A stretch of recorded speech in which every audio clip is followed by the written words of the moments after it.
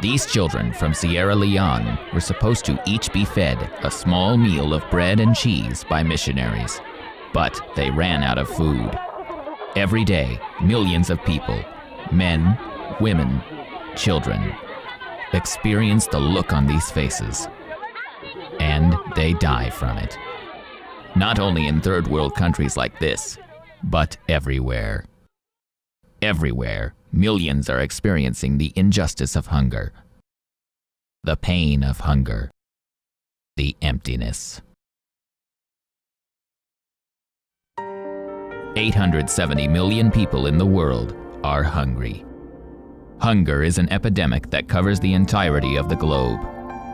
While the world produces more than enough food to feed everyone, every year, hunger kills more people than AIDS, malaria, and tuberculosis combined. It is an epidemic brought on by poverty, natural disaster, war, and poor agricultural infrastructure. Third world countries are often thought of when one imagines hunger, and in places like Sierra Leone, Haiti, and India, millions are dying each year due to the long-term effects of starvation and malnutrition. Malnutrition is the lack of proper nutrients and minerals that can become so severe that bones become very brittle. A malnourished person finds that their body has trouble growing resistance to hunger and disease. There's a difference between undernutrition and malnutrition. And undernutrition, there's 870 million people in the world that are undernourished, and that's when you're not getting adequate calories for your minimal physiologic needs. And that's like over half of that is in Asia and Africa.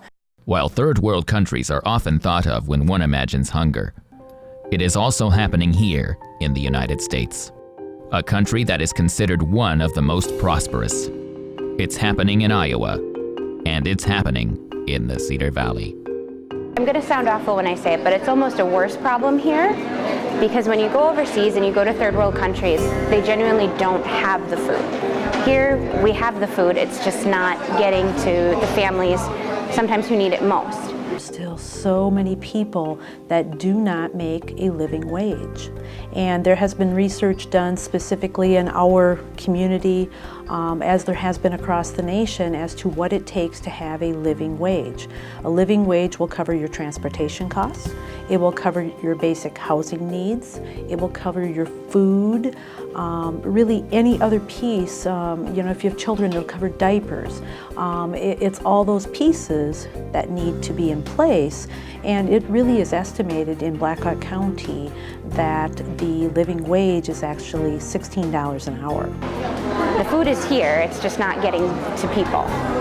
It's high priced, it's a little bit out of reach. The primary government action affecting hunger is the Supplemental Nutrition Assistance Program, or SNAP. This was formerly known as food stamps and is our nation's first line of defense against hunger. This federal aid program, administered by the U.S. Department of Agriculture, is made available to families and individuals with incomes below 130% of the poverty line. A very large portion, over $600 billion of the $969 billion in the Farm Bill, the proposed Farm Bill, is set aside for SNAP. Food stamps is a state-run program. Participants apply through the Department of Human Services, and they check things like people's finances and household size. They check things like assets as far as how much things people have are valued. It can be a car, it can be bank accounts, and then depending on how much finances folks have and the family size, they get a certain amount of food stamps each month. It's up to the family to balance those food stamps and budget them out through the whole month, which can be very hard depending on a family's situation. Due to the lack of restriction on foods available for purchase by SNAP, the food that is most often bought is not healthy foods like produce and meat, but unhealthy items like soda and chips. When unhealthy food is consumed, dietary illnesses like heart disease and diabetes are developed. Those on the SNAP program are unable to pay for the medical care they need. I mean, the majority of the United States diet consists of really unhealthy foods and processed foods and soda, and I mean, we just intake these things and it's like a country of overabundance, but we're all starving because our cells aren't getting filled with nutrients that we need. And so we have things like chronic disease. It can eventually affect your internal organs if you're not getting the nutrients that you need and proper protein and carbohydrates. Because there are so many families relying on the SNAP program, those with children in school are also forced to accept free and reduced lunch. In 2012, the total number of students receiving free or reduced lunch in the U.S. was over 19 million. In Iowa, that number is over 200,000. In the Waterloo School District, between 10 and 11,000 children on an annual basis. Of that, as you look at free and reduced lunches that are available to these children, it runs about 66%. So if you were to do, any of the simplest of math, if you have 10 children, 6 to 7 of them are going to be considered eligible for food. Thankfully, many nonprofit organizations across the United States and Iowa are dedicated to helping those struggling with hunger and poverty. The Cedar Valley United Way in Waterloo, Iowa, for example, supports area initiatives and agencies that work to provide for those in need. We do fund nutrition programs and nutrition for elderly population, nutrition for children, all the way across. As we collect the resources, we do make sure that they end up in programs that will include food in their programs. The Cedar Valley United Way provides funding toward the Northeast Iowa Food Bank. They work with approximately 200 member agencies to distribute food throughout 16 counties in Northeast Iowa, serving at least 40,000 individuals. Food banking started when a small food pantry couldn't handle a tractor-trailer load of product, but if you bring it in and bank it, many organizations can have access to it. So really we're a clearinghouse, but in the process our food bank has also started programs to directly impact hunger in Northeast Iowa as well. There are hundreds of local food pantries located around Iowa, but food banks are regional distributors of food to families and individuals in need. While our food pantry, which serves predominantly Black Hawk County, is serving about 1,200 families every month. The average visit by any one family is usually about 4 times a year, even though they could come once a month if they wanted to. Typically, when families that rely on food stamps are running low on their monthly balance, they turn to their local food bank or pantry. The average, person that comes in the food pantry is somebody that either is working and is just underemployed, or if they're not working, there's a reason that they're not working. Another place that those struggling with hunger and poverty can turn to in the Cedar Valley is the Salvation Army, located in Waterloo, Iowa. Monday through Friday, a noon meal is served free of charge to anyone who needs it.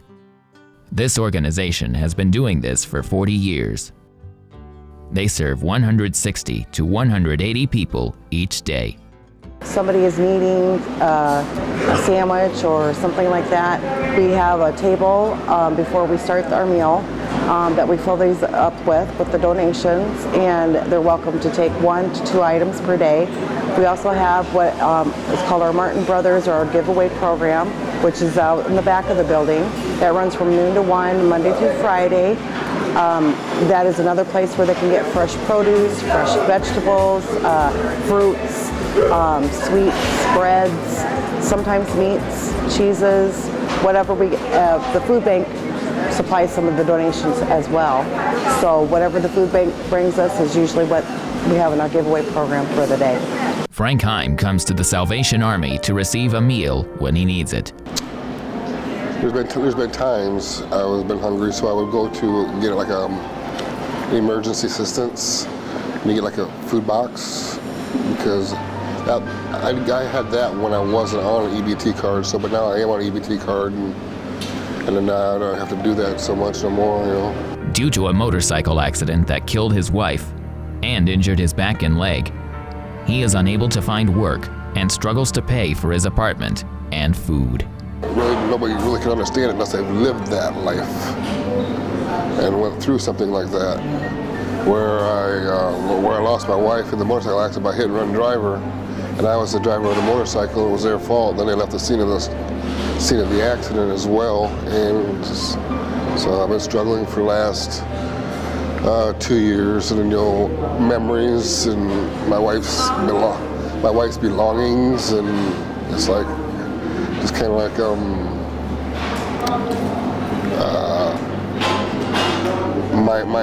mind-boggling. But that's my biggest strength is putting everything on the Lord to give me strength day by day. To change the state of hunger in the United States and abroad, there is a multitude of organizations like the Salvation Army and the United Way that rely on donations. Donate to your local food pantry or volunteer at a soup kitchen. But if nothing else, the pain of hunger can be eased by the giving of hope. Well, I think just having an awareness that it's out there and that people are struggling right in our backyards. It's not the third world countries necessarily. There's people in Waverly that struggle with hunger. There's people in the Cedar Valley that struggle with hunger. And I think just bringing an awareness to that so that people who maybe are more fortunate or more blessed can maybe take steps to help fill the food pantries or serve in those soup kitchens or somehow reach out to help make a change and make a difference.